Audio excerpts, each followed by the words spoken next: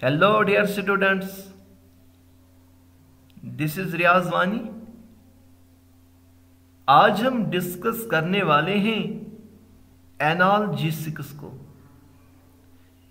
Second analgesics. Sir जी बेटा, जो last lecture में आपने पढ़ाया प्लीज उसको रिपीट करो ना। जी बेटा, लास्ट लेक्चर में मैंने आपको बेटा पढ़ाया था ड्रग और मेडिसिन हम उन केमिकल सब्सटेंस को कहते हैं जो हम यूज करते हैं डिजीज को क्योर करने के लिए। फिर मैंने कहा था ड्रग और मेडिसिन में लिटिल डिफरेंस है। मेडिसिन से एडिक्शन नहीं होती है, ड्रग से एडिक्शन होती है। और वो ब्रांच ऑफ साइंस जो हमें बताएगा किस तरह डिजीज क्योर होती है ड्रग और मेडिसिन से, उसको हम कीमोथेरेपी कहते हैं। और फिर मैंने कहा था हम क्लासिफाई ड्रग करते हैं on the basis of their action. सबसे पहले हमने एंटीपायरेटिक पढ़ा था। उन केमिकल कंपाउंड्स को हम एंटीपायरेटिक कहते हैं जो हम यूज करते हैं डिजीज को फीवर को कम करने के लिए, which are used to reduce fever. During fever temperature body का हाई होता है, एंटीपायरेटिक का काम होता है to lower the body temperature during high fever. उसके एग्जाम्पल मैंने आपको बताया था, एक था एस्पाइरिन, एक था पैरासिटामोल, एक था फेनासिटिन, एक था नोवाल्जिन। उनमें से मैंने आपको कहा था एस्पाइरिन की स्ट्रक्चर याद होनी चाहिए। इसी तरह बेटा बोर्ड में वो पैरासिटामोल की स्ट्रक्चर भी पूछता है, पैरासिटामोल की स्ट्रक्चर पूछता है बेटा। पैरासिटामोल इसकी स्ट्रक्चर ऐसी है, इस तरह बेंजीन है, यहां पे OH होता है, यहां पे NHCOCH3। इसका नाम क्या है 1 2 3 ये 4 आएगा, 5 और 6। ये जो बेटा एक ग्रुप है उसको हम एसिटामिडो कहते हैं। 4 पे एसिटामिडो और ये बाकी फिनाल है। 4 एसिटामिडो फिनाल, इसी को हम बेटा पैरासिटामोल कहते हैं। कभी वो स्ट्रक्चर आपसे पूछेगा पैरासिटामोल की, कुछ नहीं करना बेटा, बेंजीन है, यहां पे OH है और यहां पे NH होगा, CO होगा और CH3 होगा। उसको हम एसिटामिडो कहते हैं, एसिटामिडो कहते हैं। और ये सारा स्ट्रक्चर जब बेंजीन के ऊपर OH होगा उसको फिनाल कहते हैं। ये 4 पोजीशन पे इसलिए नाम आएगा 4 एसिटामिडो फिनाल, जिसको हम पैरासिटामोल कहते हैं। ठीक है, आज हम डिस्कस करने वाले हैं एनाल्जेसिक्स का। बहुत ही इंपॉर्टेंट है बेटा। उन कंपाउंड्स को हम एनाल्जेसिक्स कहते हैं जो हम यूज करेंगे to reduce pain, to decrease pain. Pain को कम करने के लिए वो chemical substances which are used to reduce pain, to decrease pain, उनको हम एनाल्जेसिक्स कहते हैं। इसलिए इनको हम पेन किलर्स भी कहते हैं। These are also known as pain killers. Drugs which decrease pain are termed analgesics. These are also known as pain killers. ये दो तरह के होते हैं बेटा। एक को हम नारकोटिक एनाल्जेसिक्स कहते हैं, दूसरे को हम नॉन नारकोटिक एनाल्जेसिक्स कहते हैं। वो पेन किलर, वो analgesics which produce sleep and cause addiction, उनको हम नारकोटिक कहते हैं। वो पेन किलर एक तो वो स्लीप प्रोड्यूस करेंगे, एक तो उनसे एडिक्शन हो जाएगी, उनको हम बेटा नारकोटिक कहते हैं। For example morphine, codeine, heroine, ये ऐसे एनाल्जेसिक्स हैं, एक तो इनसे स्लीप प्रोड्यूस होता है और साथ में बेटा ये एडिक्शन करते हैं। सर फिर नॉन नारकोटिक कौन से?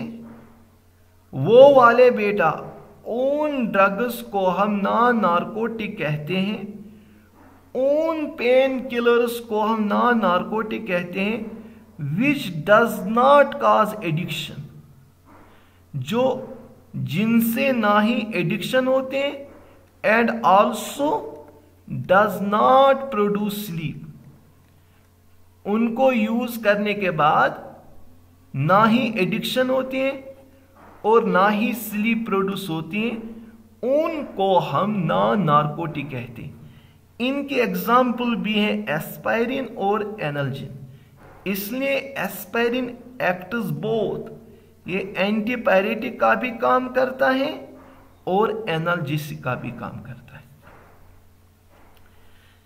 इस स्लाइड में हमने क्या पढ़ा है बेटा? इस स्लाइड में मैंने आपको सिखाया था, सर मैं बताऊंगा जी, बोलो बेटा।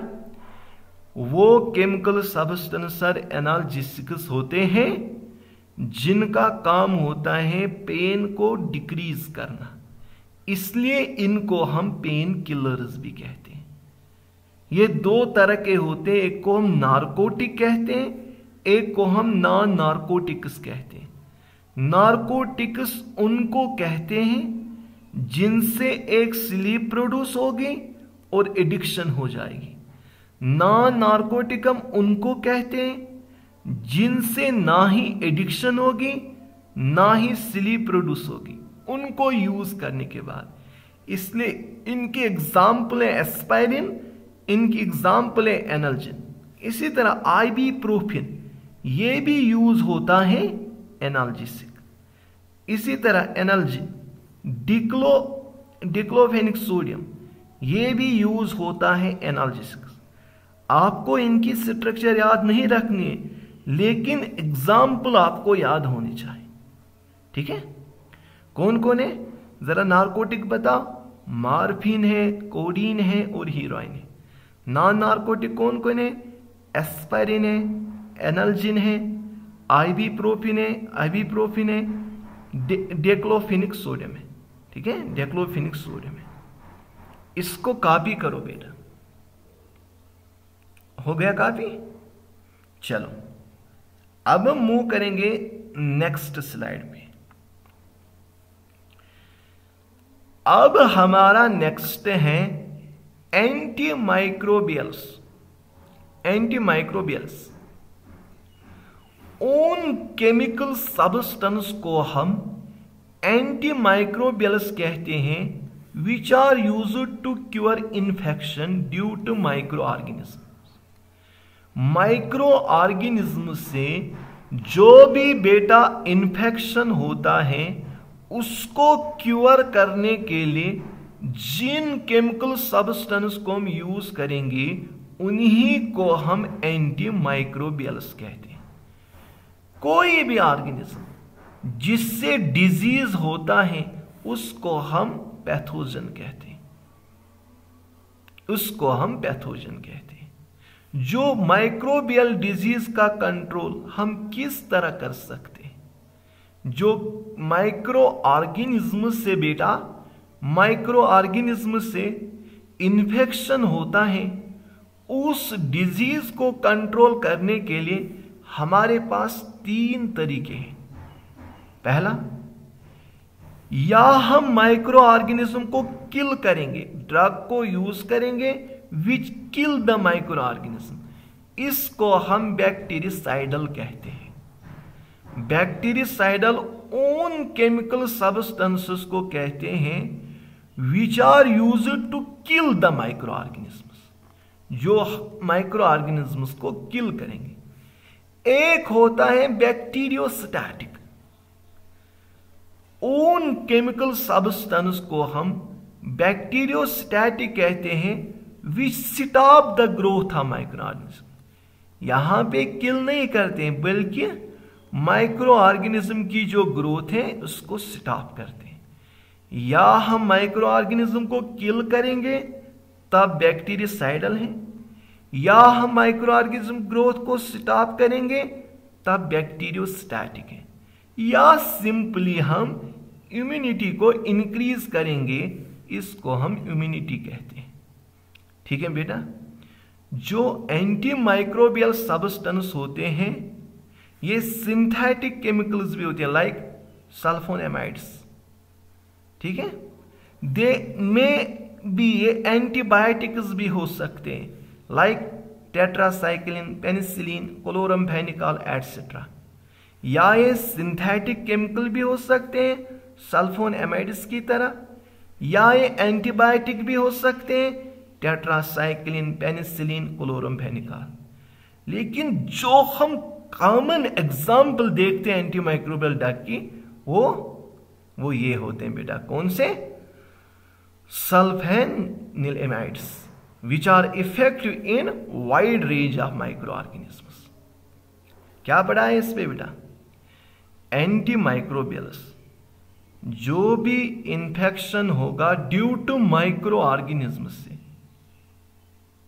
उसको क्योर करने के लिए जो केमिकल सब्सटेंस हम यूज करेंगे उनको हम एंटीमाइक्रोबियल्स कहते हैं। कोई भी ऑर्गेनिज्म जिससे डिजीज होती है उसको पैथोजन कहते हैं। अब जो माइक्रोब से डिजीज होती है इसको क्योर करने के लिए 3 तरीके हैं। या हम इन माइक्रो ऑर्गेनिज्म्स को किल करेंगे तब इनका नाम आएगा बैक्टीरिसाइडल। साइडल से यहां पे याद रखो सुसाइड, किल करना। या इनकी ग्रोथ स्टॉप करेंगे, स्टैटिक से याद रखना स्टॉप। या हम इम्यूनिटी को इंक्रीज करेंगे। अब एंटी माइक्रोबियल या सिंथेटिक केमिकल हो सकते हैं जैसे सल्फोनेमाइड्स, या एंटीबायोटिक्स हो सकते हैं लाइक टेट्रासाइक्लिन, पेनिसिलिन, क्लोरम्फेनिकॉल एटसेट्रा। इतना क्लियर है बेटा? इसको कॉपी करो, हम आपके लिए नेक्स्ट लेक्चर ला रहे हैं। Thank you for corporation.